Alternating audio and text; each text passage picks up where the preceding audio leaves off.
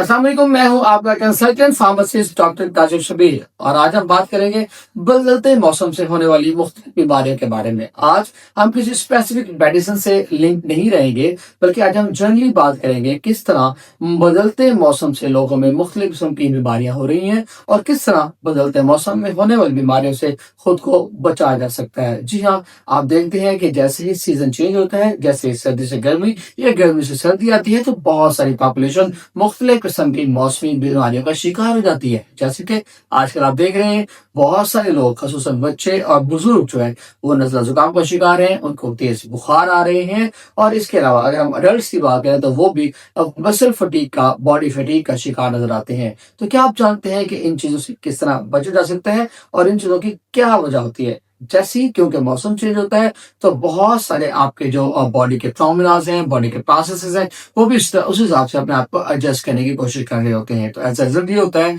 कि क्योंकि होम्योस्टेसिस आपका थोड़ा सा डिस्टर्ब होता है, तो आपकी बॉडी जो है वो उस तरह से फौरन से अपने आप को आप कह सकते हैं चेंज नहीं कर पाती और आप मुख्तलिफ किस्म के मौसमी बीमारियों का शिकार हो जाते हैं। इसके अलावा अब जैसे ही मौसम चेंज होता है तो आपको पता है मच्छर का आना बढ़ जाता है। इस सीजन में मच्छर बहुत ज्यादा हो जाता है, तो बहुत से लोगों को हमारे यहाँ स्पेशली साउथ ईस्ट में हमारे जो साउथ कंट्रीज हैं लाइक एशिया की, पाकिस्तान, इंडिया, तो यहाँ पे मलेरिया के चांसेस भी बढ़ जाते हैं और मलेरिया की वजह से बहुत सारे बच्चे और बड़े बीमार हो जाते हैं। रही बात फ्लू की, तो ऑब्वियसली बात है जब आप पानी का इंटेक जो है या ठंडी चीजों का इंटेक जो कम कर देंगे तो उससे हम फ्लू से भी बच सकते हैं। ये एक बहुत बड़ी वजह होती है जिसको लेके बहुत ज्यादा फ्लू देखने में आता है जैसे ही सीजन चेंज होता है।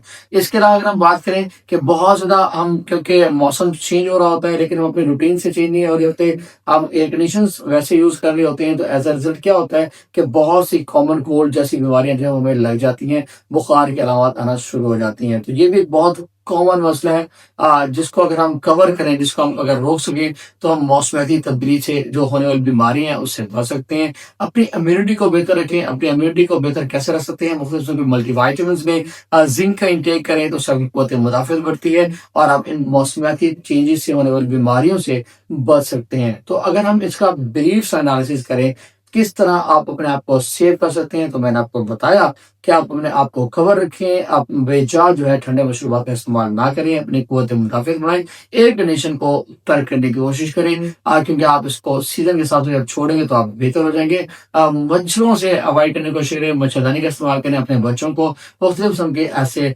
लोशंस लगाएं, ऐसे आप मोरिस लगाएं जिससे बच्चे जो है वो उनसे बच सकें। मॉस्किटो टाइप जो चीजें हैं वो आप यूज कर सकते हैं, जो रिपेलेंट्स होते हैं बहुत अच्छे। अगर आप इस तरह की बेसिक जो है वो घर में चीजें करेंगे तो आप इन बीमारियों से बहुत हद तक खुद को और अपने बच्चों को बचा सकते हैं। तो एक कॉमन सा मसला है, तो मैंने सोचा कि आप लोगों से डिस्कस करना चाहिए। आप अपनी केयर करें, अपना ख्याल रखें और फिर देखें इंशाल्लाह मौसमियाती तब्दीलियों से होने वाली या मौसम की तब्दीली होने से होने वाली जो बीमारी है उससे आप खुद को बचा सकते हैं। अगर आप किसी भी बीमारी के बारे में या किसी भी मेडिसिन के बारे में या किसी भी टॉपिक के बारे में पूछना चाहते हैं तो हमेशा इतना अपने कमेंट सेक्शन में अपने फार्मेसी से जरूर पूछें। शुक्रिया।